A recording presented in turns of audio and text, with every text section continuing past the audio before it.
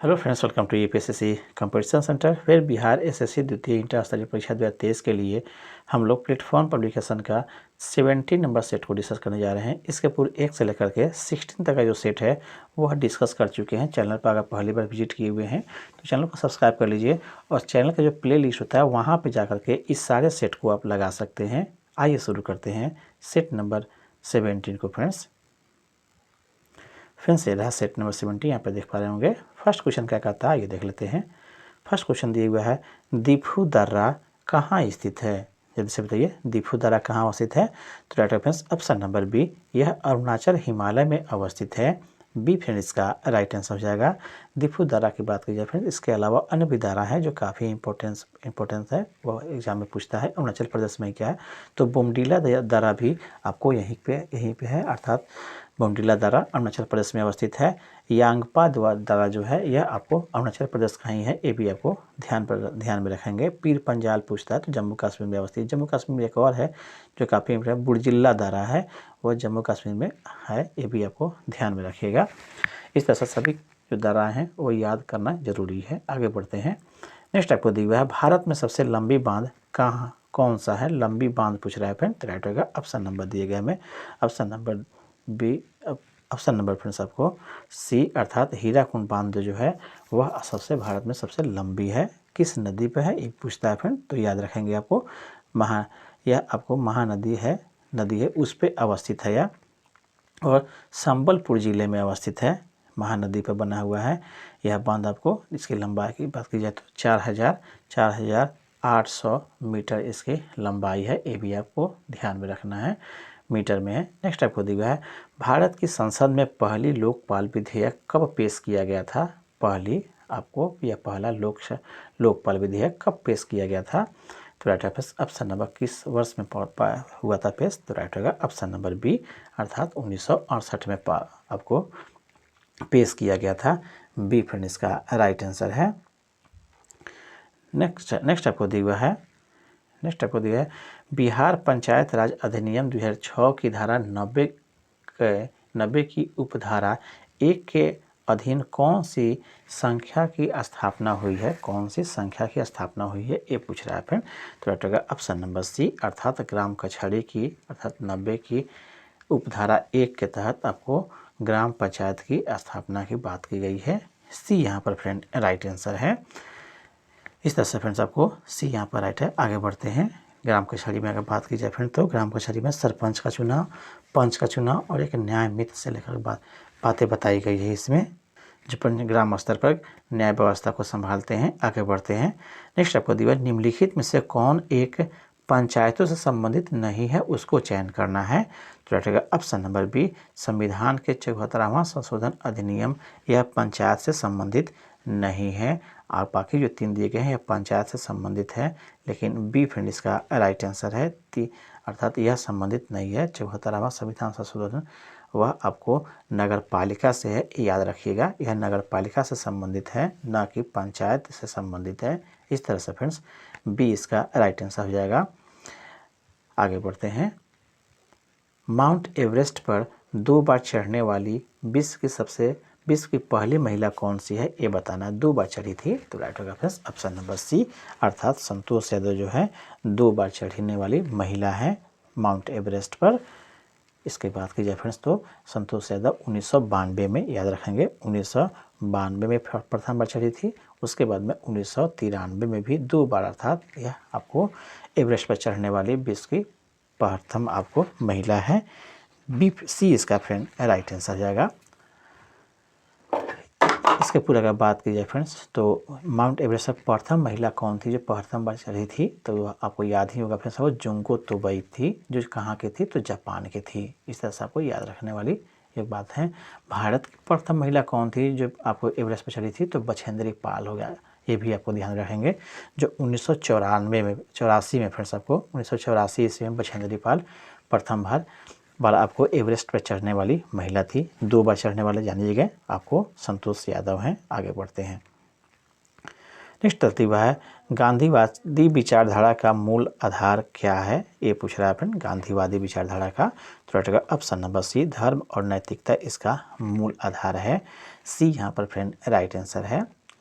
Next आपको दिया हुआ है, नेक्स्ट है आपको अमीर खुसरो किसके दरबारी कवि थे, किसके दरबार में प्रसिद्ध कवि थे, ये पूछ रहा है फ्रेंड। तो राइट ऑप्शन ऑप्शन नंबर आपको डी अर्थात अलाउद्दीन खिलजी का यह दरबारी कवि था। सी डी यहाँ पर फ्रेंड राइट आंसर है। अमीर खुसरो सितार व तबला का आविष्कार किया था, ये भी आपको ध्यान में रखना है अमीर खुसरो के बारे में। सुल्तान के शासनकाल को यह इसने देखा है, अर्थात कई सुल्तान शासनकाल को देखा है। 8 इसने अमीर खुसरो जो है बलबन से लेकर के मोहम्मद बिन तुगलक तक 8 जो सुल्तान थे उसके शासनकाल को यह दिल्ली में देखा है। इस तरह से फ्रेंड्स अमीर खुसरो को हिंद का तोता भी कहा जाता है, याद रखिएगा। अमीर खुसरो को किरान उल सादिन इनकी रचना है। आगे बढ़ते हैं। नेक्स्ट आपको दिया है, धर्म के बारे में यह किसने कहा था कि यह जनता के लिए अफीम है, यह बात किसने कहा था कि जनता के लिए अफीम है।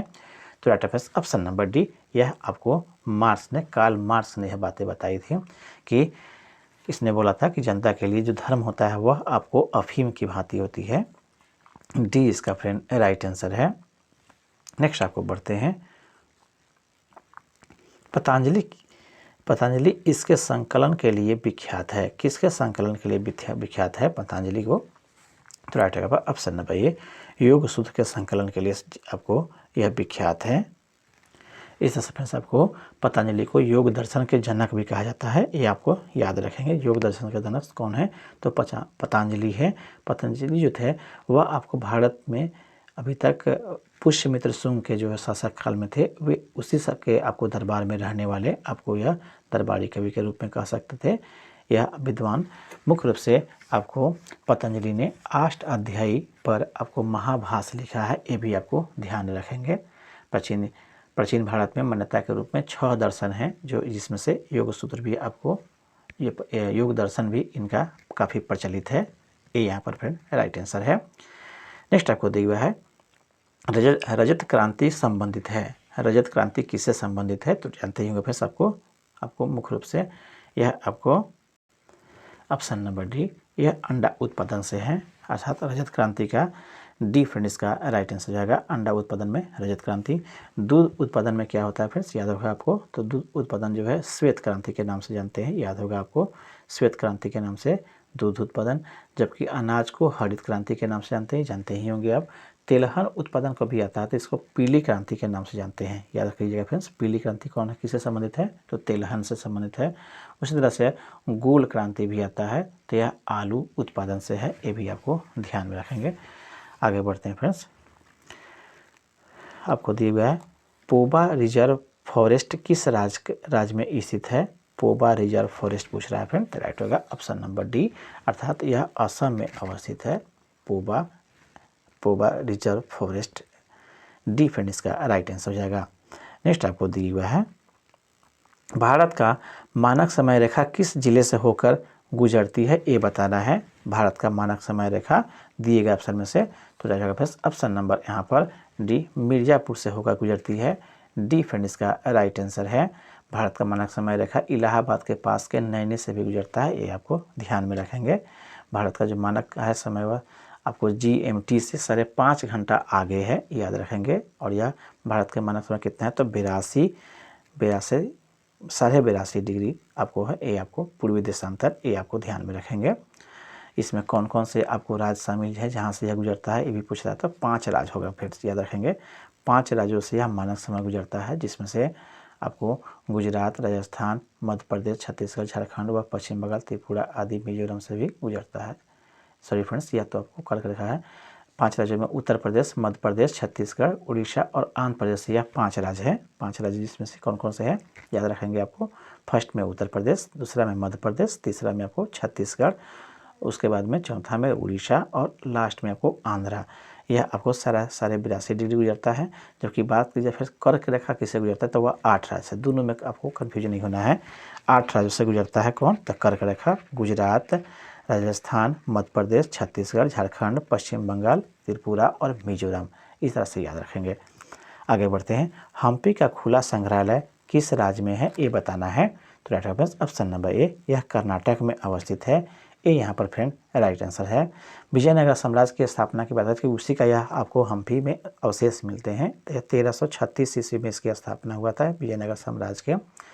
हजार मंदिर और आपको विठल स्वामी मंदिर का निर्माण हम्पी में ही स्थित है, ये भी आपको ध्यान रखेंगे। हम्पी का शहर तुंगभद्रा नदी के तट पर, याद रखेंगे कहाँ पे हम्पी का शहर, तो तुंगभद्रा नदी के तट पर अवस्थित है। इस तरह से सबको ये फ्रेंड्स याद रखेंगे। आगे बढ़ते हैं। भाभा परमाणु रिसर्च सेंटर कहाँ अवस्थित है? भाभा परमाणु रिसर्च सेंटर, तो राइट होगा ऑप्शन नंबर डी, यह आपको मुंबई में अवस्थित है। डी फ्रेंड इसका राइट आंसर है। बात की जाए कि इसकी स्थापना का, तो 1900 कितना में हुआ था फ्रेंड्स? 1954 में इसकी स्थापना हुआ था, ये भी आपको ध्यान में रखेंगे। भारत में कई आपको विद्युत केंद्र शामिल है, ये भी याद रहे कौन कौन सा चीज थे, तो इसको आपको तारापुर है, राजस्थान है, ये सब आपको याद रखेंगे ये सब। आगे बढ़ते हैं फ्रेंड्स। भारत में जूट सबसे अधिक कहाँ होता है, ये बताना है। जूट कहाँ होता है, तो राइट होगा ऑप्शन नंबर सी, बंगाल के जो डेल्टा क्षेत्र में सबसे अधिक जूट का उत्पादन होता है। भारत में सुंदरवन का डेल्टा याद होगा फ्रेंड्स, जूट उत्पादन के लिए काफ़ी विख्यात है यह, ये भी आपको ध्यान में रखेंगे। भारत में अगर जूट कारखाना की बात की जाए तो आपको रिसारा में अवस्थित है, जो 1855 ईस्वी में स्थापित हुआ था, ये भी आपको ध्यान में रखेंगे। आगे बढ़ते हैं। नीलगिरी की पहाड़ी क्षेत्रों में किसकी खेती की जाती है, ये बताना है। नीलगिरी के पहाड़ी क्षेत्रों में, right option number C, coffee का काफ़ी उत्पादन होता है नीलगिरी के पहाड़ियों में। सी फ्रेंड इसका राइट आंसर है। नीलगिरी की पहाड़ियाँ तमिलनाडु में स्थित है, ये भी आपको याद रखेंगे, जहाँ आपको टोडा नामक जनजाति निवास करता है, ये भी आपको ध्यान में रखेंगे नीलगिरी के बारे में। टोडा बेटा इसका सबसे बड़ा चोटी है नीलगिरी का, जिसका अगर ऊंचाई की बात की जाए तो 2637 मीटर है, ये याद रखेंगे फ्रेंड्स आपको। 2637 मीटर जो नीलगिरी पहाड़ी के सबसे ऊंची चोटी का नाम आपको बताए हैं टोडा बेटा, उसी का आपको बता रहे हैं ऊंचाई। इस तरह से फ्रेंड्स आपको दिए गए ऑप्शन के हिसाब से फ्रेंड्स कॉफ़ी उत्पादन होता है नीलगिरी की पहाड़ियों में। आगे बढ़ते हैं। नेक्स्ट आपको दिया हुआ है, निम्नलिखित में से कौन सुमेलित नहीं है, उसको मिलान करना है फ्रेंड्स। यहाँ पे दिए हुआ शास्त्रीय भाषा और मान्यता प्राप्त वर्ष जो है, तो संस्कृत का जो संबंध आपको दे रहा है यहाँ पर, वह अब यहाँ पर फिर आपको संस्कृत का जो संबंध है 2004 में कि मान्यता प्राप्त वर्ष है, तो यह सही नहीं है, 2004 ना होगा 2005 है। इस तरह से फिर मिलान प्रथम वाला ही आपको मिलान गलत है, यही इसका राइट आंसर है। बाकी जो दिया गया है वह मिलान आपका सही है। आगे बढ़ते हैं। आपको यूएन सुरक्षा परिषद में कितने अस्थायी सदस्य हैं, ये पूछ रहा है फ्रेंड्स। यूएन अर्थात यूनाइटेड, आपको यूएन अर्थात सुरक्षा परिषद में ये पूछ रहा है फ्रेंड। यूएन संयुक्त राष्ट्र संघ में पूछ रहा है फ्रेंड्स आपको, यूएन सुरक्षा परिषद में कितने अस्थायी सदस्य जानते हैं फ्रेंड्स आपको? 5 इसके अस्थायी सदस्य हैं, ये यहाँ पर फ्रेंड राइट आंसर हो जाएगा। इसमें कौन कौन शामिल है ये भी पूछता है फ्रेंड्स। तो अमेरिका इसमें अस्थायी सदस्य के रूप में है, फ्रांस है, फर्स्ट में आपको अमेरिका है, दूसरा में आपका फ्रांस है फ्रेंड्स, तीसरा में आपको चीन है, और चौथा में आपका रूस है, और पांचवा में आपका इंग्लैंड है। ये पांचों का नाम आपको याद रखना है। अस्थायी ये भी पूछता है कितने सदस्य हैं और कौन कौन देश है, तो 4 में से दे देगा ऑप्शन, इस हिसाब से आपको चयन करना होगा। नेक्स्ट आपको दिया है एशियन डेवलपमेंट बैंक का मुख्यालय कहाँ अवस्थित है, ये बताना है। तो राइट होगा ऑप्शन नंबर ए, यह मलिना में स्थित है, ये यहाँ पर फ्रेंड राइट आंसर है। इसकी स्थापना की बात की जाए फ्रेंड तो 1966 में इसकी स्थापना हुआ था, ये भी आपको ध्यान रखेंगे। यह आपको फिलीपींस की राजधानी जो आपको मलिना है वहीं पे अवस्थित है। आगे बढ़ते हैं फ्रेंड्स। नेक्स्ट भारत की खोज पुस्तक अहमदनगर किला जिस जेल में कारावास के दौरान लिखी गई थी, भारत की खोज के लेखक कौन है, ये बताना है। भारत की खोज की जो पुस्तक है वह अहमदाबाद किला जेल में कारावास के दौरान लिखी गई थी, इसके लेखक पूछा जा रहा है फ्रेंड। तो राइट होगा option number D, Jawaharlal Nehru जो है इसके राइटर हैं। डी फ्रेंड इसका राइट आंसर हो जाएगा। नेक्स्ट आगे बढ़ते हैं। राशियों की कुल संख्या क्या है, ये बताना है। राशियों की कुल संख्या कितनी है, ज्योतिषी क्षेत्र में पूछ रहा है फ्रेंड, कितनी है। तो राइट होगा ऑप्शन नंबर बी, अर्थात इसमें 12 राशियाँ हैं। बी यहाँ पर फ्रेंड राइट आंसर है। नक्षत्रों की बात की जाए तो इसमें 27 नक्षत्र हैं, ज्योतिष के हिसाब से 12 आपको कुल आपको राशि हैं, जबकि नक्षत्रों की संख्या कितनी है तो 27 है, ये भी आपको पूछता है। अगर वर्तमान में ग्रह की बात की जाए फ्रेंड्स, ग्रह की बात में तो 8 ग्रह हैं जो हम लोग अपने टेक्स्ट बुक के हिसाब से पढ़ते हैं। इस ज्योतिषी के हिसाब से 12 ग्रह हैं। आगे बढ़ते हैं। नेक्स्ट दिया कौन सा आपको रिटायर्ड ICS अधिकारी भारतीय राष्ट्रीय कांग्रेस के 1885 में गठन में शामिल रहा, उसका नाम बताना है। कौन सा रिटायर्ड ICS अधिकारी, तो right option option number D अर्थात A.O. हिम जो है वह इसके गठन में शामिल हुए। डी फ्रेंड इसका राइट आंसर है। 1885 ईस्वी में इसके गठन में अहम भूमिका निभाए थे A.O. हिम के द्वारा, इन्हीं के प्रयास से यह गठित भी हुआ था। डी फ्रेंड इसका राइट आंसर हो जाएगा। आगे बढ़ते हैं। नेक्स्ट आपको दिया हुआ है तमस उपन्यास के लेखक कौन है, ये बताना है। तमस उपन्यास के लेखक, तो राइट होगा ऑप्शन नंबर ए अर्थात भीष्म साहनी तमस उपन्यास के लेखक हैं, जो काफ़ी आपको इम्पोर्टेंट है। प्रेमचंद की बात की जाए तो यह गोदान इनका काफ़ी प्रचलित था, ये भी आपको ध्यान में रखना है। इस तरह से फ्रेंड्स आपको आगे बढ़ते हैं। यहाँ पे अमृता प्रीतम भी दिए हुए फ्रेंड्स आपको, तो अमृता प्रीतम का जो है तो कागज़ ते कैनवास जो है, कागज़ से ते कैनवास, इनका काफ़ी प्रचलित आपको पुस्तक है जो काफ़ी पूछे जाते हैं एग्जामों में। उस तरह से फ्रेंड्स आपको सबको याद, सभी के बारे में याद रखेंगे। आगे बढ़ते हैं। भारतीय आज़ादी के समय इंग्लैंड के प्रधानमंत्री कौन थे, नेक्स्ट क्वेश्चन था आपका, तो राइट होगा ऑप्शन नंबर सी अर्थात क्लीमेंट एटली जो था वह भारत के आज़ादी के समय इंग्लैंड का प्रधानमंत्री था। इस तरह से फ्रेंड सी यहाँ पर फ्रेंड राइट आंसर हो जाएगा। आगे बढ़ते हैं। फ्रेंड्स महात्मा गांधी तथा बाबा साहेब अम्बेडकर के बीच में पुनः संधि कब की गई थी, कब संधि या कब हुआ था दोनों के बीच में, महात्मा गांधी और बाबा साहब के बीच में पुनः पैक्ट, तो right friends option number B, यह 1932 में हुआ था।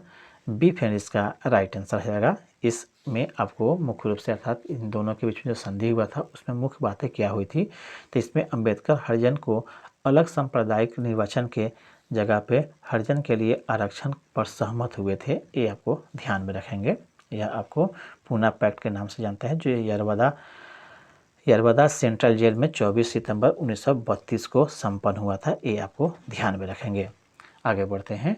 नेक्स्ट दिया है सिंह का संरक्षण होता है, सिंह का संरक्षण होता है कहाँ पे, किस पार्क में, ये पूछ रहा है। तो राइट होगा ऑप्शन नंबर डी, जो गिर नेशनल पार्क है आपको गुजरात में, वहीं पे आपको सिंह का संरक्षण केंद्र होता है या संरक्षण केंद्र है। डी फ्रेंड इसका राइट आंसर है। इस तरह से बात की जाए फिर मानस नेशनल पार्क में किसका होता है संरक्षण, ये पूछता है, तो असम में अवस्थित यह आपको नेशनल पार्क है और इसमें हाथी के लिए प्रचलित है, हाथियों का संरक्षण यहाँ पे होता है, ये आपको ध्यान में रखेंगे। इसी तरह से काजीरंगा की बात की जाए कि काजीरंगा नेशनल पार्क में किसका संरक्षण होता है, तो यहाँ पे यह भी आपको असम में ही है और एक सींग वाला जो गैंडा होता है उसका यहाँ पे संरक्षण होता है, ये भी आपको ध्यान में रखेंगे। जिंक कार्बेट के बारे में जान लीजिए फ्रेंड्स। जिंक कार्बेट पार्क किस लिए प्रसिद्ध है, तो यह अवस्थित है पहले आपको उत्तराखंड में और इसमें बाघ के लिए प्रचलित है, ये आपको ध्यान में रखेंगे। आगे बढ़ते हैं फ्रेंड्स। प्रसिद्ध पेंटर राजा रवि वर्मा किस रियासत से जुड़े हुए थे, प्रसिद्ध पेंटर जो राजा रवि वर्मा थे किससे जुड़े हुए थे, किस राज्य से, तो राइट होगा फ्रेंड्स ऑप्शन नंबर बी, यह आपको त्रावणकोर से संबंधित है, त्रावणकोर से फ्रेंड्स। बी फ्रेंड इसका राइट आंसर है, त्रावणकोर रियासत से संबंधित है, याद रखेंगे। इस तरह से फ्रेंड्स बी इसका राइट आंसर हो जाएगा। नेक्स्ट आकर दिया गया है बिहार में बहने वाली नदियों में किसका उद्गम अमरकंटक में है, ये बताना है। कौन सा नदी का उद्गम स्थल अमरकंटक में है जो बिहार में बहती है, तो right friends option number B, Son नदी का उद्गम स्थल अमरकंटक में है और यह बिहार में बहती है। सोन नदी भी आपको अंतिम में आकर के गंगा में ही मिल जाती है, ये आपको याद होगा। मनेर के पास मिलती है, पटना के मनेर के पास सोन नदी आपको गंगा में आके मिल जाती है, अमरकंटक से निकलती है नर्मदा नदी। सॉरी फ्रेंड्स, आपको ये आपको सोन नदी आपको अमरकंटक से निकलती है। आगे बढ़ते हैं फ्रेंड्स। अमरकंटक कहाँ अवस्थित है ये भी पूछता है, तो आपको मध्य प्रदेश में यह अवस्थित है। आगे बढ़ते हैं फ्रेंड्स। आपको पूर्ण स्वराज का संकल्प कांग्रेस के द्वारा कब पारित किया गया था, ये पूछ रहा है। पूर्ण स्वराज के प्रस्ताव, तो राइट ऑप्शन नंबर बी अर्थात 31 दिसंबर 1929 के लाहौर अधिवेशन में, याद रखेंगे फ्रेंड्स, लाहौर अधिवेशन का अध्यक्ष भी पूछता है तो कौन, अर्थात लाहौर अधिवेशन किसके अध्यक्षता में संपन्न हुआ था, तो पंडित जवाहरलाल नेहरू की अध्यक्षता में संपन्न हुआ था, ये भी आपको याद रखेंगे। और इसी में फ्रेंड्स आपको पूर्ण स्वराज की संकल्पना का जो प्रस्ताव था वह पारित हुआ था। और ये लोग इस बात पे समझौता हुआ कि प्रत्येक साल के 26 जनवरी को हम लोग स्वतंत्रता दिवस मनाएंगे, अर्थात उसी दिन से 26 जनवरी 1930 को पूर्ण देश में स्वाधीनता दिवस मनाने का प्रस्ताव हुआ और झंडा फहराने का भी काम ये लोग करना शुरू कर दिए थे। रावी, तो प्रथम जो झंडा फहराया गया था रावी नदी के तट पर नेहरू ने झंडा फहराया, ये भी आपको ध्यान में रखेंगे। आगे बढ़ते हैं। मार्को पोलो जो 1292 से लेकर के 1294 के मध्य खाली स्थान से भारत आया था। कहाँ से भारत आया था, तो that means option number D, Venice से यह भारत आया था। डी फ्रेंड इसका राइट आंसर है। यह वास्तव में इटली के यात्री और व्यापारी था मार्को पोलो, ये भी आपको ध्यान में रखेंगे। इसका एक पुस्तक है यात्रा वृत्तांत के रूप में, the book of sir Marco Polo, यह काफ़ी पूछे जाते हैं फ्रेंड्स। द बुक ऑफ देख लेंगे, याद कर लेंगे, the book of sir Marco Polo, ये काफ़ी आपको इम्पोर्टेंट है। मार्को पोलो रेशम मार्ग से चीन का भी यात्रा किया था, ये भी आपको ध्यान में रखेंगे। आगे बढ़ते हैं। भारत के संविधान के अनुच्छेद 243 ख के अधीन कौन सा आपको स्वशासी संस्था का स्थापना की गई है, ये बताना है। 243 ख के तहत किसका गठन किया गया है, तो ऑप्शन नंबर ए, यह पंचायत का आपको गठन किया गया है। स्वशासी संस्था का गठन किया गया, पंचायत, जो पंचायत में व्यवस्था है, पंचायती राज व्यवस्था, इसी के तहत आपको किया गया है। 243 के ख के तहत किया गया है, जिसमें आपको 3 स्तर के ग्राम पंचायत के हैं। एक तो ग्राम स्तर पर, दूसरा ब्लॉक स्तर पर, तीसरा आपको कहाँ पे, तो यह आपको मुख्य रूप से पंचायती राज की बात कर रहे हैं तो जिला स्तर पे गठन होता है। इस तरह से फ्रेंड्स ये यहाँ पर फ्रेंड राइट आंसर हो जाएगा। नेक्स्ट आपको दिया हुआ है, सिरपुर में किस राजवंश के शासनकाल में रानी आपको वास्टा ने ईंट से एक मंदिर का निर्माण करवाया था। किस राजवंश के शासनकाल में, ये पूछ रहा है फ्रेंड। तो right friends option number C, अर्थात पांडु वंश के आपको शासनकाल में रानी वास्टा ने ईंटों से मंदिर का निर्माण करवाया था। यह आपको सी, इसकी बात की जाए फ्रेंड्स, आपको पांडु वंश की बात की जाए तो यह आपको कन्नौज के जो आपको शासनकाल था, कन्नौज का शासनकाल उसी के यह समकालीन था, याद रखेंगे फ्रेंड्स। यह वास्तव में कन्नौज के जो राजा यशोवर्मन की यह पुत्री थी, जिसका नाम था आपको रानी वास्टा। यह आपको कन्नौज के जो राजा थे उसी यशोवर्मन की पुत्री थी। इनकी शादी जो हुई थी वह आपको हर्षगुप्त से हुआ था। हर्षगुप्त की मृत्यु हो गई, उसी के पश्चात में, उसी के याद में इसने आपको मंदिर का निर्माण करवाया था। इस हिसाब से सी यहाँ पर फ्रेंड राइट आंसर हो जाएगा। नेक्स्ट दिव्या, प्रसिद्ध जो है तवांग मठ निम्नलिखित में से किस राज्य में स्थित है तवांग मठ, तो राइट ऑप्शन नंबर डी, यह अरुणाचल प्रदेश में अवस्थित यह मंदिर है। डी फ्रेंड इसका राइट आंसर हो जाएगा। तवांग मठ की बात की जाए फ्रेंड्स तो ये इसका निर्माण जो हुआ था 1680-81 में हुआ था, याद रखेंगे। 1680-81 में इसका निर्माण हुआ था। तवांग मठ की बात की जाए तो यह बौद्ध से संबंधित मठ है, ये भी आपको ध्यान में रखेंगे। बड़ा मठ है, बहुत बड़ा मठ है।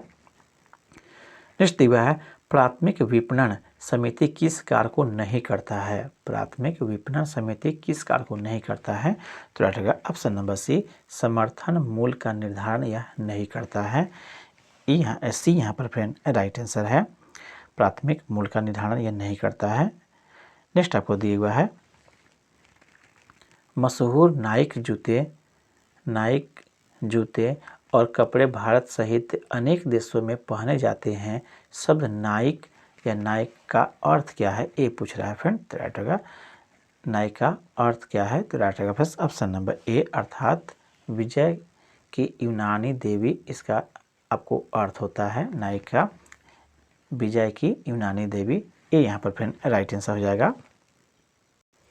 यह वास्तव में अर्थात नाइक जो है विदेशी कंपनी है। यह विदेशी कंपनी, अमेरिकी कंपनी कह सकते हैं, विदेश का यह अमेरिकी कंपनी है। इसका अगर स्लोगन की बात की जाए तो जस्ट डू इट, इसका स्लोगन होता है, ये भी आपको ध्यान में रखेंगे। नेक्स्ट आपको दिया हुआ है निम्नलिखित में से कौन सा सुमेलित नहीं है, कौन सुमेलित नहीं है इसको आपको चयन करना है। तो राइट है ऑप्शन नंबर डी, विधानसभा स्पीकर से संबंधित आपको यह मिलान सही नहीं है। विधानसभा की अध्यक्षता करने वाले विधानसभा के अध्यक्ष कहलाते हैं, इसमें स्पीकर नहीं होते हैं। जबकि राज्यसभा में सभापति, ये सही है। लोकसभा में स्पीकर, यह सही है। जबकि विधान परिषद सभापति कहलाते हैं, विधानसभा में स्पीकर नहीं कहलाते हैं। इन्हें अध्यक्ष के रूप से अध्यक्षता के या अध्यक्ष कहा जाता है। इस तरह से फ्रेंड्स आपको डी फ्रेंड इसका राइट आंसर होगा, ये मिलान सही नहीं है। नेक्स्ट आपको दिया हुआ है राज्यसभा के लिए राष्ट्रपति के द्वारा कितने सदस्य मनोनीत किए जाते हैं। तो right answer option number B, 12 सदस्य मनोनीत किए जाते हैं। डी फ्रेंड इसका राइट आंसर है। नेक्स्ट आपको दिया हुआ है डोल उत्सव या डोल यात्रा त्यौहार किस राज्य में मनाया गया है, ये पूछा जाता है, किस राज्य में मनाया गया है। तो right answer option number D अर्थात पश्चिम बंगाल में मनाया गया है। डी फ्रेंड इसका राइट आंसर है। नेक्स्ट दिया है वर्ष 2022 का साहित्य अकादमी पुरस्कार हिंदी भाषा के लिए किसे सम्मानित किया गया है। तो right answer option number B, Badri Narayan को सम्मानित किया गया है। बी फ्रेंड इसका राइट आंसर है। इस तरह से फिर सबको अगला क्वेश्चन है हाल ही में चर्चा में रहे पुस्तक विक्ट्री सिटी किसके द्वारा लिखी गई है, ये बताना है। तो option number A, Salman Rushdie के द्वारा लिखा गया है। ए यहाँ पर फ्रेंड राइट आंसर है। नेक्स्ट आपको दिया हुआ है भारत के शतरंज खिलाड़ी की अगस्त 2023 में जारी रैंकिंग में 3 दशक से अधिक समय तक भारत के शीर्ष स्थान पर रहने वाले विश्वनाथन आनंद को पीछे छोड़कर कौन सा भारतीय शतरंज खिलाड़ी आगे निकल गया है, उसका नाम पूछा जा रहा है फ्रेंड। तो option number B, D Mukesh जो है आपको इनको विश्वनाथ आनंद को पछाड़ करके आगे निकल गए हैं। बी फ्रेंड इसका राइट आंसर है। आगे बढ़ते हैं। नेक्स्ट आपको दिया हुआ है 12 से 29 सितंबर 2023 में ब्राज़ील के रियो डी जनेरियो में आयोजित ISSF विश्व कप टूर्नामेंट में भारत के किस खिलाड़ी ने स्वर्ण पदक जीता है, ये पूछ रहा है फ्रेंड, जल्दी से बताइए। ऑप्शन नंबर बी अर्थात इला वेनिल वलारीवान जो है आपको स्वर्ण पदक जीता है। बी फ्रेंड इसका राइट आंसर है। नेक्स्ट देखिए प्रिंटिंग प्रेस तकनीक का आविष्कारक है, कौन है प्रिंटिंग प्रेस तकनीक का आविष्कारक, ये पूछा जा रहा है फ्रेंड। तो right answer option number D, यह आपको गुटेनबर्ग हैं। डी फ्रेंड इसका राइट आंसर है। इसका आविष्कार गुटेनबर्ग ने 1400 कितना में, तो 1490 में किया था, ये आपको ध्यान में रखेंगे। नेक्स्ट आपको दिया है जनवरी 2023 में भारत के अध्यक्षता में G20 स्वास्थ्य कार्य समूह की पहली बैठक का आयोजन कहाँ किया गया था, ये पूछ रहा है फ्रेंड। जनवरी 2023 में ही हुआ था, किस शहर में। तो राइट आंसर ऑप्शन नंबर आपको ए अर्थात तिरुवनंतपुरम में हुआ था। ए यहाँ पर फ्रेंड राइट आंसर है। नेक्स्ट दिया इसके G20 से और भी कुछ चीज़ें हैं। तो रोजगार के लिए G20 की पहली बैठक कहाँ हुई थी, तो जोधपुर में हुआ, ये आपको याद रखेंगे। रोजगार के लिए जोधपुर, जबकि शिक्षा के लिए कहाँ हुआ था, तो चेन्नई में हुआ था। सभी अलग अलग टॉपिक से होता है। स्वास्थ्य के लिए तिरुवनंतपुरम बता ही दिए हैं। उसके अलावा व्यापार एवं निवेश के लिए कहाँ हुआ था, तो मुंबई में हुआ था, ये आपको ध्यान में रखेंगे। आपदा प्रबंधन के लिए तो गांधीनगर में हुआ था। ऐसे भी दिया पर्यटन के लिए कक्ष में हुआ, कक्ष के रण में हुआ था। नेक्स्ट आगे बढ़ते हैं। पुस्तक दिया हुआ और इसका लेखक दिया हुआ है बिदर इंडिया का, आपको कौन सा में आपको मिलान सही नहीं है, ये आपको चयन कर देना है दिए गए ऑप्शन में। तो फर्स्ट में आपको दिए हुए फ्रेंड्स दिए गए ऑप्शन में कौन मिलान सही नहीं है, विमेलित चुनना है। यहाँ पर देख पाएंगे विमेलित। तो फर्स्ट में विदर इंडिया का जो मिलान दिया है रविन्द्रनाथ टैगोर, यही आपको गलत है।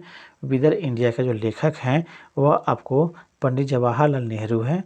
यहाँ पे आपको रविन्द्रनाथ टैगोर दिए हुए हैं। इस तरह से ये पहला मिलान ही गलत है। ये यहाँ पर राइट आंसर हो जाएगा। इसका राइट आंसर ए हो जाएगा।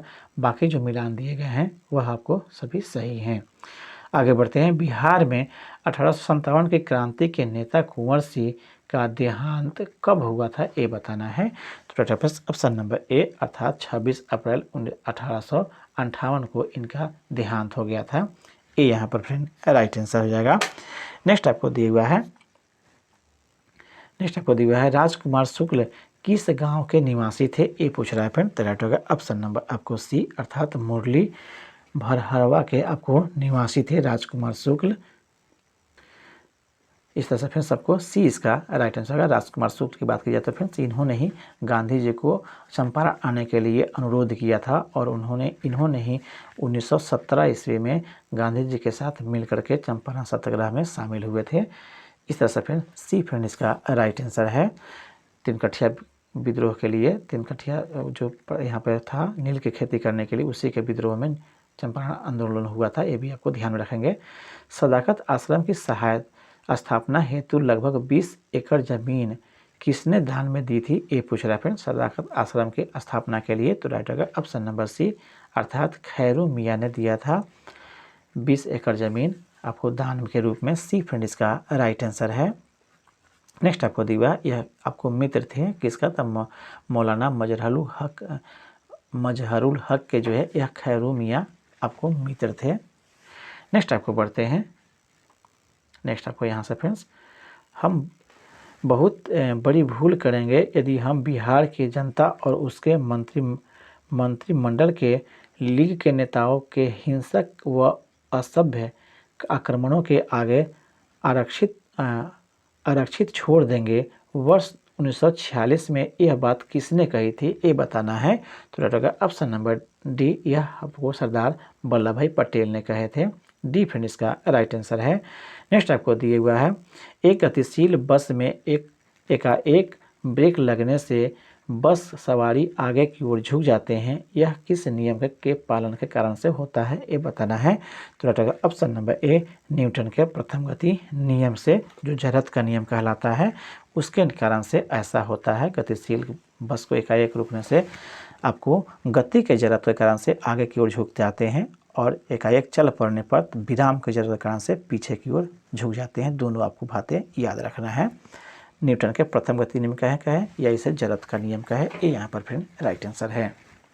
नेक्स्ट आपको दिया है, एक साधारण आवर्धक लेंस ग्लास में निम्न में शामिल होता है। एक साधारण आवर्धक ग्लास में निम्न शामिल होता है, क्या शामिल होता है, ये बताना है। तो राइट होगा ऑप्शन नंबर बी, अर्थात छोटी फोकल लंबाई के उत्तल लेंस शामिल होते हैं। बी फ्रेंड इसका राइट आंसर है। नेक्स्ट दिया है, आधुनिक आवर्त सारणी आधारित है, किस पे आधारित है, ये पूछ रहा है फ्रेंड। तो राइट होगा ऑप्शन नंबर सी, अर्थात परमाणु क्रमांक पर आधारित है। सी फ्रेंड इसका राइट आंसर है। जितनी आपको प्रोटॉन की संख्या उतना उसका परमाणु संख्या होता है, इसी पे आधारित है। सी यहाँ पर राइट आंसर है। एल्केन का सूत्र पूछ रहा है फिर, एल्केन का समान सूत्र जानते ही हो फ्रेंड्स, ऑप्शन नंबर बी, अर्थात CnH2n+2 जो होता है एल्केन का सूत्र हो जाता है।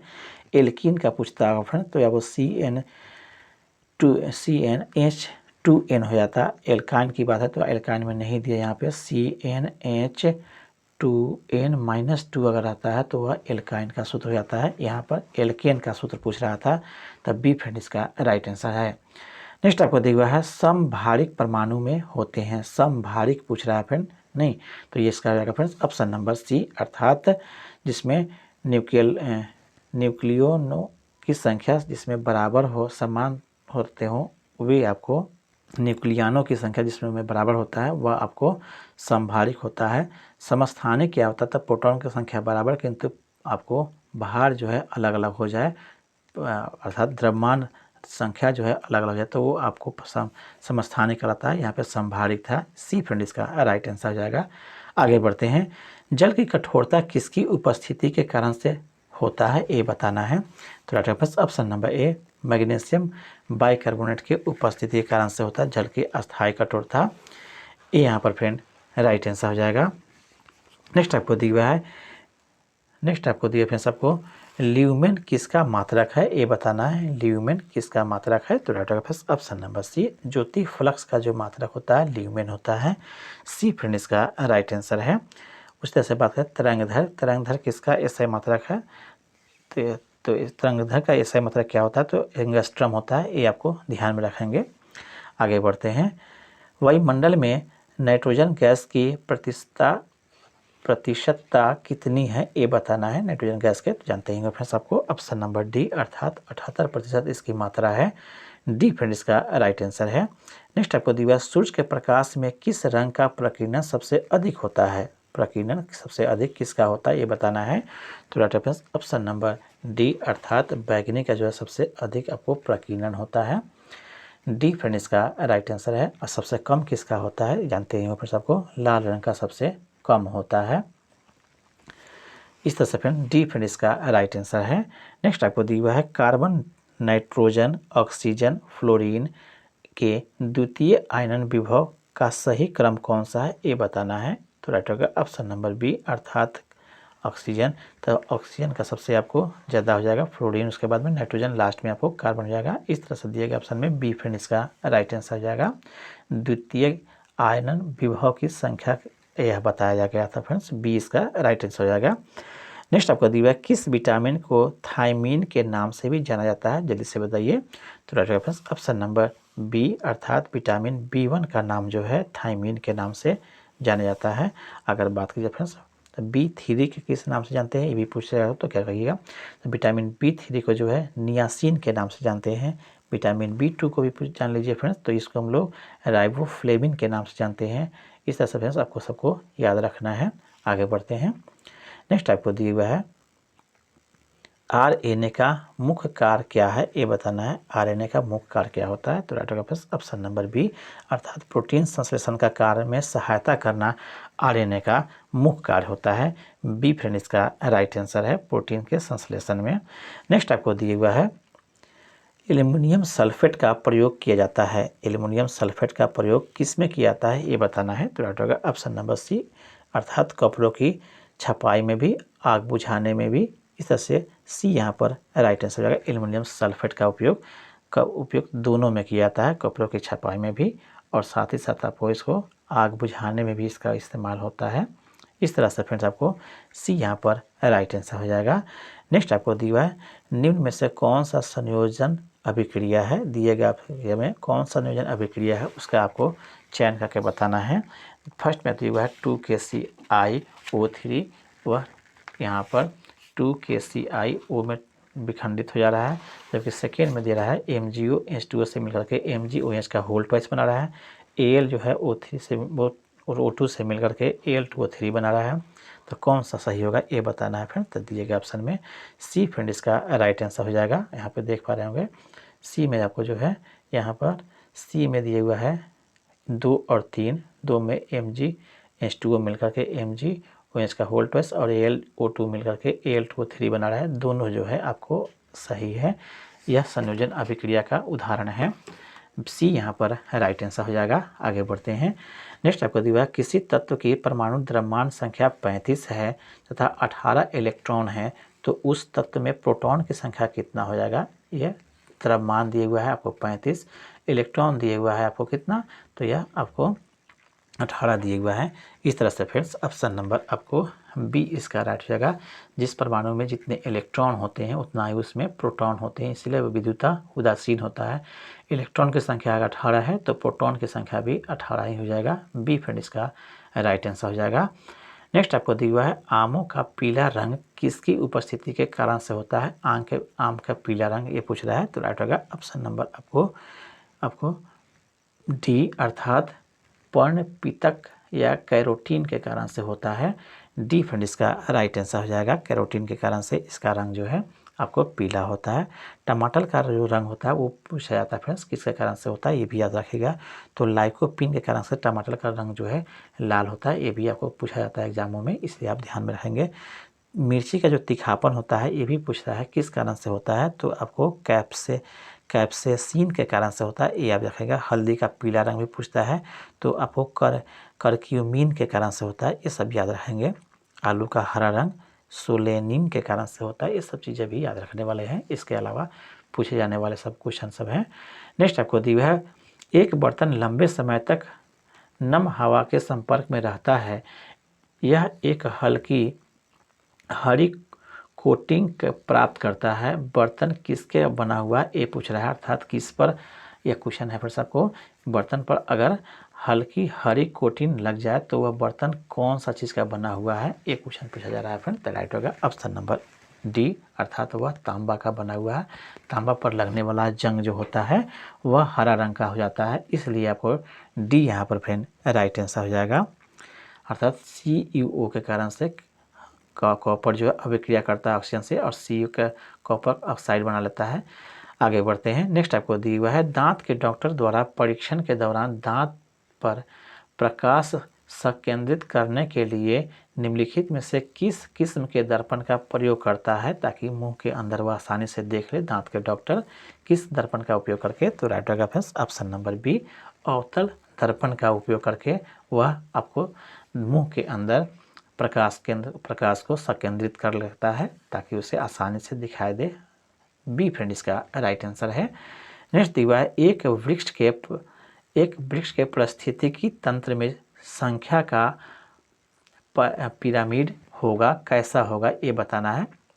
एक वृक्ष के पारिस्थितिकी तंत्र में संख्या का पिरामिड कैसा होगा ये बताना है। तो राइट होगा ऑप्शन नंबर आपको ए, यह सीधा होगा, यह आपको सीधा होगा। ए यहाँ पर फ्रेंड राइट आंसर है अन्य के तुलना में। नेक्स्ट आपको दिया है, एक निश्चित क्षेत्र में प्राथमिक उपभोक्ताओं की संख्या सर्वाधिक होगी। एक निश्चित क्षेत्र में प्राथमिक उपभोक्ताओं की संख्या सर्वाधिक होगी किस तंत्र में। तो राइट ऑप्शन नंबर सी, तब तालाब के पारिस्थितिकी तंत्र में आपको उत्पादकों की संख्या सर्वाधिक होगी। सी यहाँ पर फ्रेंड राइट आंसर है। फिर से देखिए, एक निश्चित क्षेत्र में प्राथमिक उत्पादकों की संख्या सर्वाधिक होगी, सर्वाधिक ये पूछ रहा था फ्रेंड, तो इस तरह से सी इसका राइट हो जाएगा। आगे बढ़ते हैं। निम्नलिखित में से कौन सा तत्व की परमाणु संख्या 33 है। 33 किसका आपको परमाणु संख्या ये बताना है। तो राइट ऑप्शन नंबर सी, अर्थात आर्सेनिक का जो परमाणु संख्या है तत्व के वह आपको 33 है। सी इसका राइट आंसर जाएगा। जबकि बेरियम की यहाँ पर दिया हुआ फ्रेंड्स, तब बेरियम का कितना होता है, तो यह रखेंगे 56 होता है फ्रेंड्स। बेरियम का कितना होता है 56। उस तरह से आयोडीन दिए हुए फ्रेंड्स, तो इसका कितना होता है, तो 53 होता है। नियॉन भी दिए हुआ है, तो इसका कितना होता है, तो 10 होता है परमाणु संख्या। ये भी आपको ध्यान में रखेंगे। HIV का जीन होता है, कौन सा HIV का जीन होता है ये बताना है। तो राइट होगा ऑप्शन नंबर आपको सी, अर्थात SSRNA इसका जीन होता है। डी, सी यहाँ पर राइट आंसर है। नेक्स्ट आपको दिया हुआ है, निम्न में से कौन सा कथन सत्य है उसका चयन करना है। CO2 को शुष्क बर्फ के रूप में जनाता है, ये कथन आपको सत्य है। सेकंड दिया है, CO2 गैस चूने जल को दूधिया कर देता है, ये भी आपको सही है। CO2 गैस चूने जल को दूधिया कर देता है, यह सही है। CaCO3 को अकेले गर्म करने पर CO2 गैस बन निकलता है, ये भी सही है। इस तरह से देखा जाए फ्रेंड्स तो ऑप्शन नंबर ए जो है राइट हो जाएगा, सब सत्य है, ये यहाँ पर राइट आंसर आएगा। आगे बढ़ते हैं। नेक्स्ट है, जल में नमक को घोलने से प्राप्त होता है। जल में नमक को घोलने से क्या प्राप्त होता है। तो राइट ऑप्शन नंबर ए, आपको समांगी मिश्रण प्राप्त होता है, ये यहाँ पर राइट आंसर आएगा। नेक्स्ट आपको दिया हुआ है, कोशिका आकार का निम्नलिखित में से कौन सा युग्म सही है। कोशिका आकार का निम्नलिखित में से कौन सा युग्म सही है ये बताना है दिए गए ऑप्शन के हिसाब से। तो राइट ऑप्शन नंबर 1 में दिया हुआ है, लाल रक्त कोशिका गोलाकार, ये सही है। पेशी कोशिका तुर्क रूपी होता है, ये भी सही है दिए गए ऑप्शन में। बी फ्रेंड इसका राइट आंसर होगा। 1 और 2 दोनों जो है युग्म मिलान सही है। इस तरह से सेट जो है आपका फ्रेंड कंप्लीट होता है। आई होप मेरा प्रयास अच्छा लगा हो। अगर हमारा मेहनत आपको अच्छा लग रहा होगा तो कृपया चैनल को सब्सक्राइब कर लीजिए और बेल आइकन को दबा लीजिए, ताकि इसका कोई आपको एक्स्ट्रा चार्ज नहीं लगता है।